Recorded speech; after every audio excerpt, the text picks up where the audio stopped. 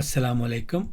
اٹک jail میں آہوزاریاں کرنے والے عمران نیازی اور اس کے مقامی اور بین الاقوامی سرپرستوں کے لیے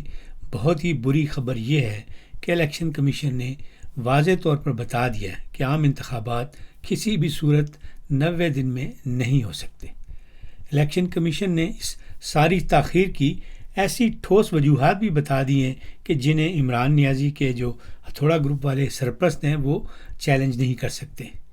اس کے علاوہ ہتھوڑا گروپ کو پتہ ہے کہ اگر انہوں نے عمران نیازی کو سیاسی فائدہ پہنچانے کے لیے اس بار کوئی فیصلہ کیا تو اس کا حشر بھی 14 مئی والے فیصلے جیسا ہوگا۔ ویسے بھی اب عمر عطا بندیال کا چل چلا ہوا ہے اور وہ جاتے جاتے عمران نیازی کی محبت میں اپنے لیے کوئی نئی مشکل یقیناً کھڑی نہیں کرے گا۔ الیکشن کمیشن نے ڈیجیٹل مردم شماری 2023 اس کے جو سرکاری نتائج ہیں ان کے مطابق اب نئی حلقہ بندیاں جو ہیں وہ کرانے کا فیصلہ کیا ہے اور اس کے لیے شیڈول بھی جو انہوں نے وہ شائع کر دیا ہے۔ اور یہ جو شیڈول ہے اس کے مطابق 9 اکتوبر کو وہ جو حلقہ بندیاں ہوں گی ان کی ابتدائی رپورٹ جو ہے وہ شائع کی جائے گی اور پھر 10 اکتوبر سے 8 نومبر تک حلقہ بندیوں کے حوالے سے کسی بھی قسم کے جو اعتراضات ہیں، لوگ اکثر حلقوں میں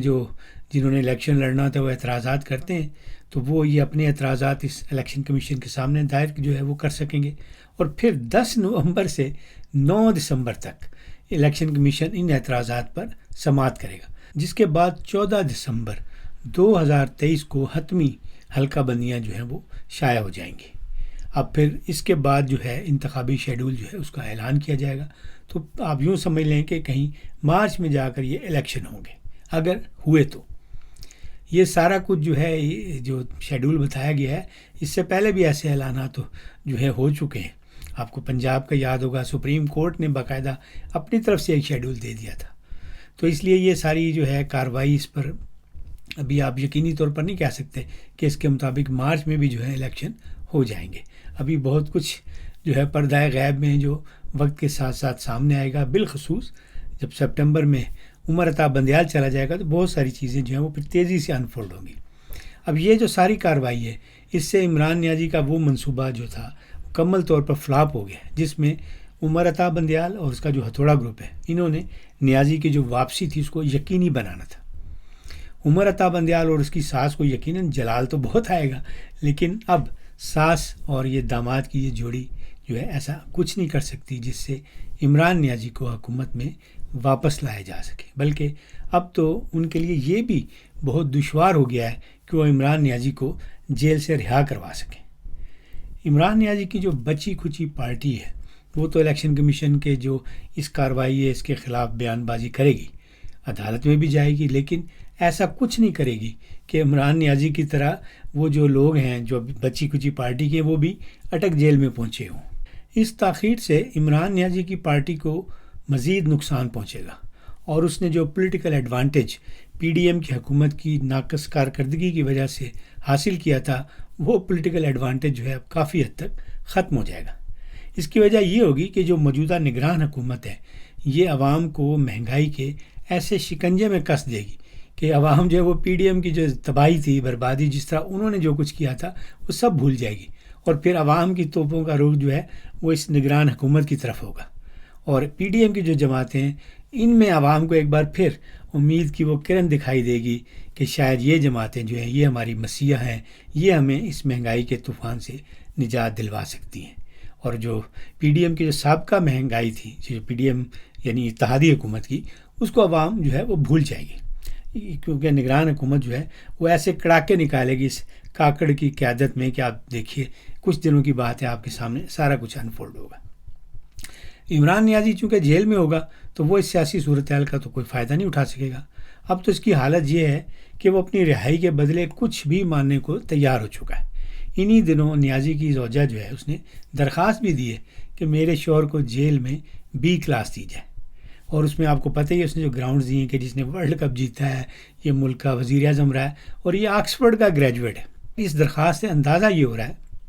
کہ اب یہ جو ٹبر ہے نا نیازی کا، اور نیازی ان کو یہ پتہ چل گیا ہے کہ اب رہائی کی کوئی امید نہیں ہے،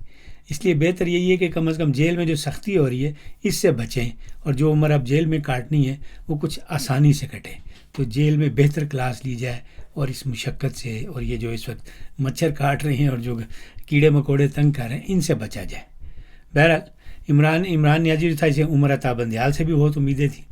لیکن وہ امیدیں بھی اس کی ختم ہوتی جا رہی ہیں۔ اب اس کو پتہ چل گیا ہے کہ ان تلوں میں جو ہے اب تیل نہیں رہا، کیونکہ ریٹائرمنٹ جو ہے وہ قریب آ گئی ہے، اور اس نے جو بیرونی دباؤ شروع کیا تھا وہ بھی کام نہیں آیا۔ اس لیے اب عمران نیازی جو ہے وہ اپنی رہائی کے بدلے ہر طرح کی سودے بازی کرے گا۔ اس کے وکلاء جو کہہ رہے ہیں کہ یہ تو 1000 سال بھی جیل میں رہنے کو تیار ہے، یہ سب ڈرامہ ہے۔ وہ جو ہے نا وہ کہتے ہیں اندر کھاتے عمران نیازی جو ہے وہ ترلے منت کر رہا ہے کہ کسی طرح جو ہے وہ میری جان چھوٹے، لیکن جن کے شکنجے میں آیا ہوا ہے وہ اب اس پہ ٹرسٹ کرنے کو تیار نہیں ہے۔ انہیں پتہ ہے کہ یہ وہ سانپ ہے کہ باہر نکلے گا تو پھر ڈسے گا۔ اور ایک خبر یہ بھی ہے کہ یہ جو بشرا بی بی ہے اس کے بھی اب دن تھوڑے رہ گئے، اس کو بھی نیب کے جو مہمان خانے میں منتقل کر دیا جائے گا، اور جب جیسے ہی یہ ہوگا تو پھر سوچیں کہ عمران نیازی جو ہے اس کے لیے مشکلات میں کتنا زیادہ اضافہ ہو جائے گا۔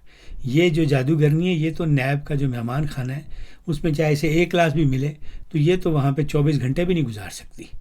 تو یہ جو ہے ایک نیا ٹوسٹ آئے گا اس کی کہانی میں، اور پھر یہ جو جادوگرنی ہے اس کا ایک نیا روپ آپ کو نظر آئے گا۔